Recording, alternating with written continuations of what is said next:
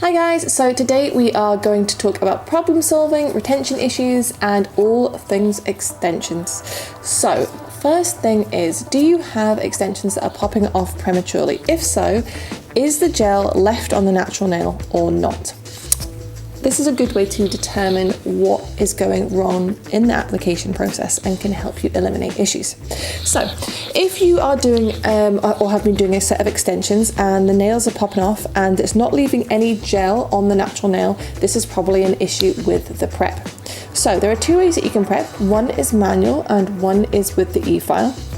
It's really important that when we are manually prepping, you're only ever using a nail file and never using a buffer. A buffer will smooth the nail plate too much and will stop the extensions from adhering properly to the natural nail plate. So when we are using a nail file, we want to use a 150 or maximum 180. We don't want to use anything higher than a 180, so we don't want to use a 240 or anything, because again, you're in danger of smoothing the nail plate too much.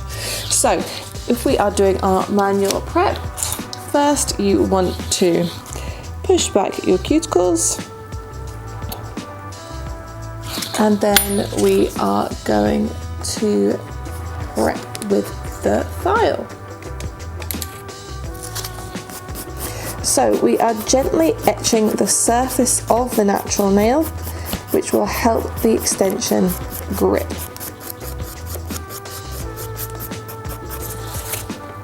So just very gently, we aren't wanting to go through the surface layers, we're just wanting to create that grippy surface.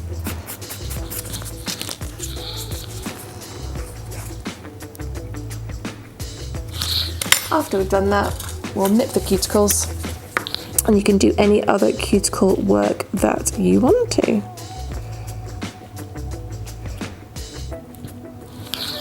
So, the other way that we have of prepping the nails is by e-file, which is my favoured method. So for prepping the natural nail, we are going to use our sanding band, again gently etching over the natural nail plate, careful not to go through any layers and thin out the natural nail. So being very gently, and you can use ideally a 150 grit sanding band for this.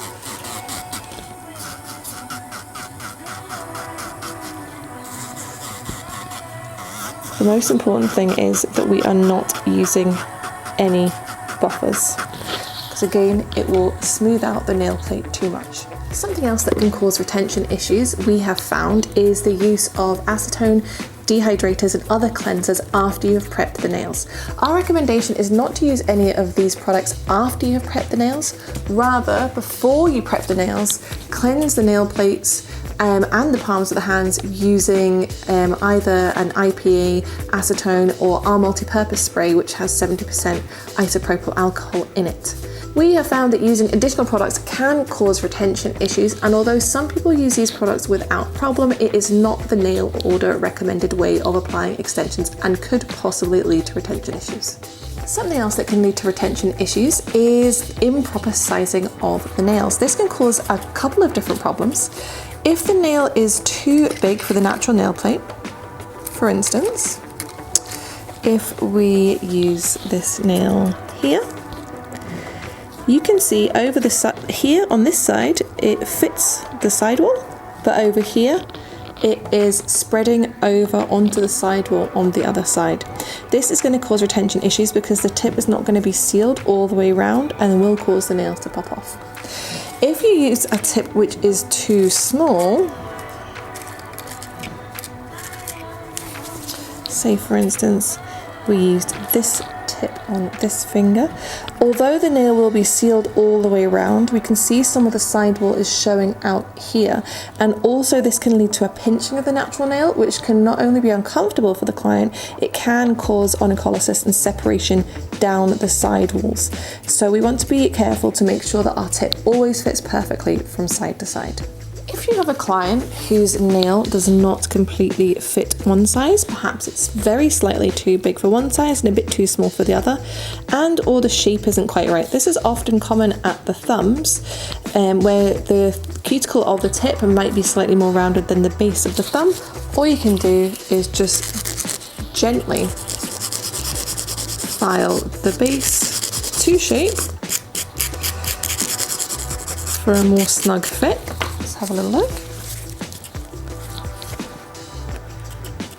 So it fits nice and snugly. And then if you find that maybe you need to size the tip slightly, again, we're just going to very, very gently adjust the tip to our needs.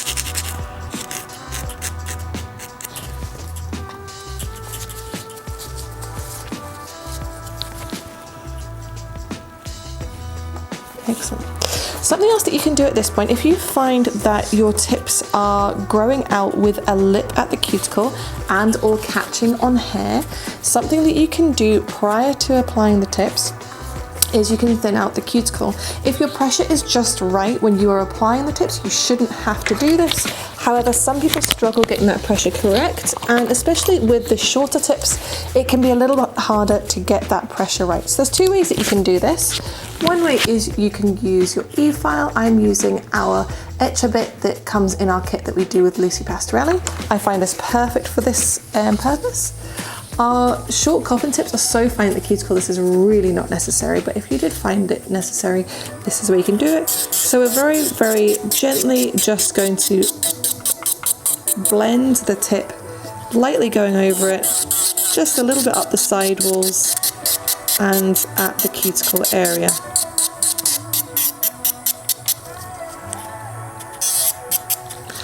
So that's one method of being able to do it. I will show you here. This is what it looks like when that's been done.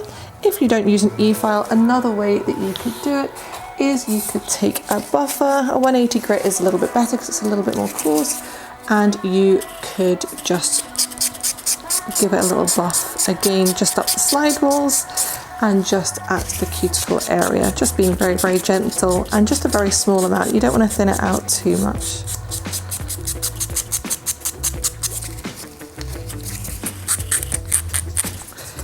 And again, you can see it looks the same. Again, this shouldn't be necessary if your pressure is correct, but if it is something that you struggle with, really keeping that pressure at the cuticle, this is a good hack to be able to create that nice seamless finish.